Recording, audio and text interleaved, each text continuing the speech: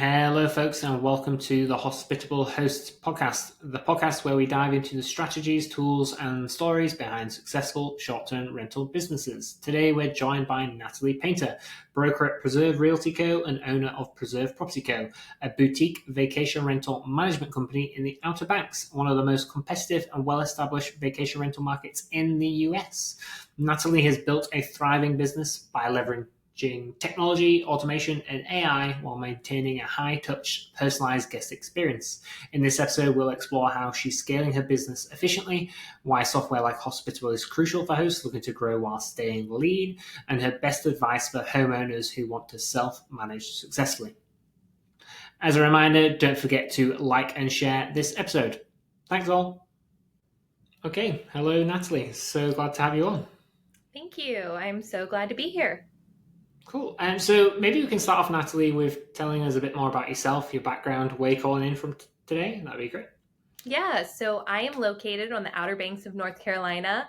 You may know that if you were on the East Coast, you've probably vacationed here as a kid, or currently it is one of the vacation rental hotspots on the East Coast. It's actually a barrier island off the coast of North Carolina, a chain of barrier islands, and at some points we're only about a mile wide. So it's a really special, unique place, and I am so happy to be stationed here full time. Nice, good. I like the little geography lesson as well. It's useful for our international listeners too. Yes, it is one of the only places that you can see the sun rise and set over water, since we are a barrier island. So you can literally, within a mile, walk to the beach, see the sunrise, and then in the evening see it set over the water Wow. on the other side. That's pretty cool. I like it. Nice. Yeah. So tell me a bit more about your background. So you're in real estate and obviously vacation rentals. What led you to launch Preserve Property Co. in the first place? Yes, so I have a long history in real estate, and actually that's something I became passionate about after I bought my first property here on the Outer Banks. And there are so many ways that you can leverage property in a vacation rental market like this one. So with my first home, that really became my first investment property. Since then, I've done probably about 40 investment properties spanning commercial, residential, short-term rentals, long-term rentals. Really, anytime the opportunity suits itself, we're very adaptable. But yeah, so I have been doing that for about 11 years since I purchased my first property. And it's also how my husband and I met. So my husband did the same, bought his first house. It was a flip house ultimately. And after college, we met in college, but we started doing the same thing, and we were both really passionate about real estate. So having that asset, having that investment, it's it can be so addicting. I think a lot of the users on Hospitable understand once you get one, it is kind of something you like to build on. So right now we have 12 current holdings, mostly short-term rentals here on the Outer Banks. And we predominantly now build and sell. So we do a lot of new construction builds in our area. We build new beach houses. And that is really kind of one of the other cornerstones of our investment strategy. Interesting. That's very cool. And as you've already said, Outer Banks is certainly a very competitive, well-established vacation rental market in the US. How are you kind of navigating that competitive landscape? How are you staying, competitive and staying relevant and reaching your audience? Yes. So the Outer Banks is a highly competitive market. They're big property management firms that totally dominate, and they have since 1970. It is actually one of the longest established markets for short-term rentals, which really suits me as a homeowner and an investor, a real estate investor, because all of our laws have been well established. So there's no really, you kind of see this in other ends of the markets that are trying to establish some rules around vacation rentals. We've already taken care of that here. So it's really a sweet spot. And I will say that I got involved in property management really from taking my clients the extra step of the way. So I am in real estate sales through Preserve Realty Co. and then navigating into property management is really to fill a gap I found in a traditional model system. So we do have the tried and true vacation management companies, but it's not for everyone.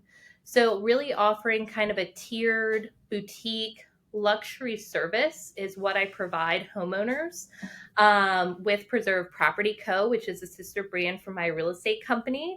So when I sold somebody a house, I am so driven by their goals and wanting to really take them home and take them to the Mm. finish line, get them a successful property, but also give them the care and personal touch. So we do have a tried and true industry here. There's a lot of great programs, really something for everyone with over 40,000 properties on the Outer Banks. I service 100 of those. So there's plenty of room for everybody in the market. But my property management really is catered towards the experience of the homeowner, the experience of the renter, giving them a really luxury hands on experience. Nice, I like it. And so, obviously, 100 properties sounds like a lot of work. And we know you're obviously using Hospitable and using kind of our mogul plan to kind of help with the automation and AI. Can you maybe shed a bit more light on how that is helping you to kind of, you know, maintain all of those 100 properties, but also maintain the guest experience as well? Yes, and maintain my life. So Yeah, of course. Most importantly, we should add. yes. Also, on the side of our careers, I have two toddlers Yeah. at home. So, it's so important to create that balance. And what I've really valued is some of these integrations with Hospitable, taking some of the administrative burden away, using AI. I think at one of the last town halls, Hospitable said they are really trying to have that integrated AI account for 70% of the messaging on the platform with guest communication. So I've built out my knowledge hub. We've really used AI in a variety of software to automate the administrative burden. So automation doesn't replace personalization. It enhances it. It gives us the time to really dive into the conversations with these owners. That's what I want to be focused on is the guest experience, the owner experience, talking to these people, and automating lead funnels, automating, our marketing software, automating some of the frequently asked questions. All of that allows me to perform the duties that I really enjoy, which is really just that whole guest experience, talking to my owners, knowing what's going on. And I think that is another differentiating factor from a very large scale property management company is they don't know their 750 owners. And I know, Mr. Hughes, last time he was at the property, what he was thinking, his daughter's birthday, some of the Mm. maintenance items, having that personalized service, there's such a market for it. So that is what using AI, using integration, outsourcing a little bit really helps me focus on the tasks that really matter. So obviously with AI and automation and the guest communication, I think some hosts are slightly worried about how can they do the guest communication without being robotic when they are using automation. Um, do you think that your guest communication is robotic? And if not, why not?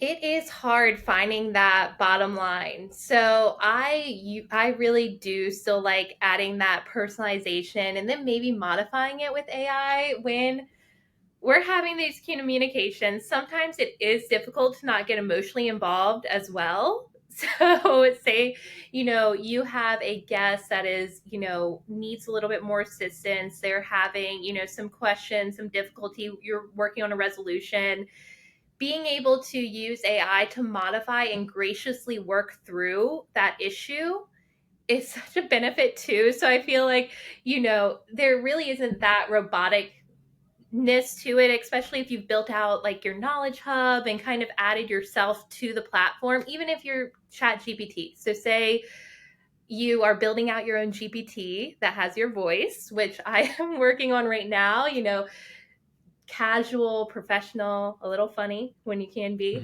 Mhm. Adding in these specifications to really get the answer and the product you want out of the software is really what you should hone in on if you are worried about it being too robotic, because it is a gift to small business owners like myself. Awesome. I love it. So then talking, I guess, more broadly about your business and being a small business owner, what would you say some of the biggest challenges you faced while growing your business and how have you overcome them? One thing I've been thinking a lot about is waiting too long to hire and too long to fire. I Mm, think we have been in that scenario a few times where just don't want to delegate that one item, even though it is taking so much of my personal time. That is something I have learned the hard way. So yeah, take that chance. If it doesn't work, it's something you can bring back in. Um, but that's something I think is a big challenge. Another huge challenge, I think, if you were managing a property is, you know, as we talked about, just a little bit of competition in our area and really standing out in that. So, competition for cleaners, even competition for maintenance, inspections. There's a variety of challenges when it comes to property management that you are working to overcome. Some you can't delegate. When it comes to cleaning, I pay my cleaners a premium and I keep them in house and they are hard to find. So I know the value there. So beyond that, I think that can be a challenge for people as well. And I do think one of the things you can do when you want to start a property management company and you want to scale beyond solving these other issues we've talked about, something that I would advise anybody that wants to be in this industry and wants to be successful is to join some of the trade organizations. It builds expertise, it builds credibility, it gives you a strong network. So like your local realtor association, the builders association, your chamber of commerce, all of these are going to give you credibility to your clientele. It's going to give you a leg up in the industry. You're going to understand what's going on. And like VRMA, the Vacation Rental Management Association, being in that industry, the networking is invaluable. Not only is it a credential you can put on your website, you can talk to all of your clientele about, it is going to be invaluable to be able to network with people in your industry and continue to grow your expertise. nice. Is there any advice you'd give specifically to someone that's looking to kind of go into a vacation rental market, a competitive one like the Outer Banks? Is there anything specific that you think that they should be thinking about? They've probably not bought the property yet, so you as a broker and an investor yourself, what kind of advice would you give to someone trying to get started in a market like Outer Banks?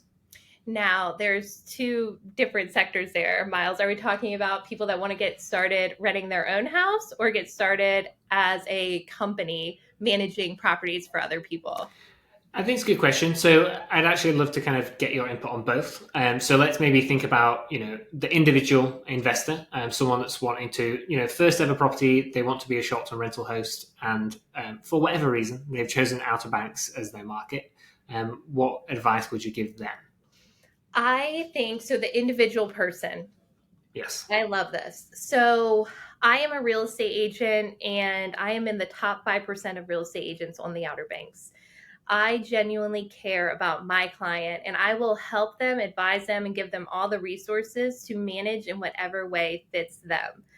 The most important thing to start off on the best foot is to find a good real estate agent to help you with your purchase of an investment property. There are so many agents out there that you can call. Where do you even find the right one? So, asking the agent their credentials, what's your experience with vacation rentals? If they say, oh, I've sold X amount of houses last year, that's not the answer you're looking for. It's, what is your experience? Do you understand, do you have a network of people you can refer me? It really goes beyond just the skill to sell a house is totally different than to sell you an investment property. So I'd say start there, get somebody that has a real estate investment experience, maybe personal experience in the industry. And then from there, that is going to be your knowledge hub to really put all the other pieces together for you. Nice. Okay, that's a good tip. I like that. But then how about the manager side of things? So not the owner, but someone wanting to come in and do property management in an area as competitive as Outer Banks.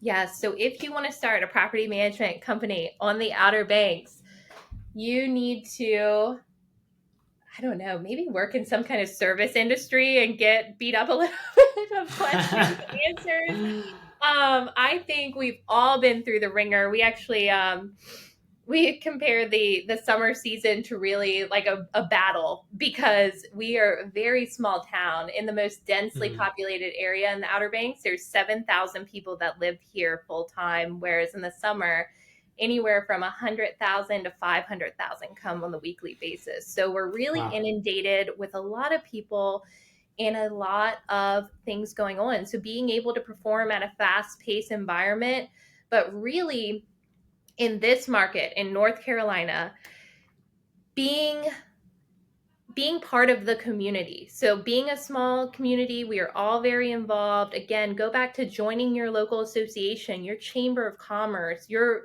VERMA. You are going to meet some of the owners of the largest vacation rental companies, and you are going to be in the same educational networks. You're going to be having a drink after you guys are done with, all your continued education, everything like that. Meet these people. I think one of the biggest things for me that changed my entire life was working as an assistant for a real estate investor.